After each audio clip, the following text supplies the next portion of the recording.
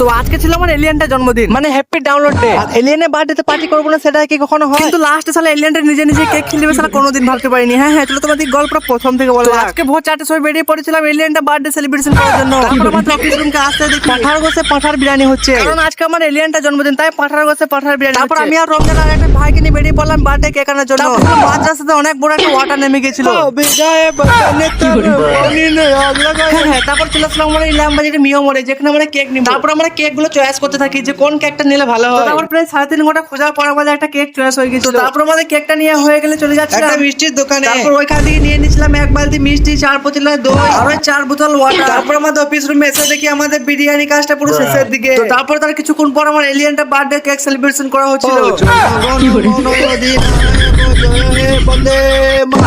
আবে সরি এটা তো বন্ধু।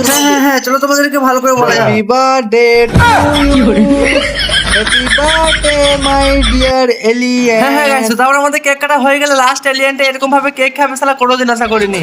সব ক্যামেরা ছাড়বি, যে ঘরে শিবকে কাছে ছাড়বি ক্যামেরায়, আমার ঘরে মতি চুরি করলি কাজ গলিতে।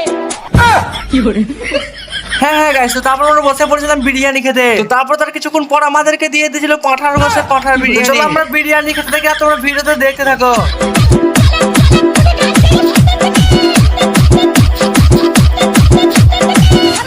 আমি ছাদে গাইবি ঘরে।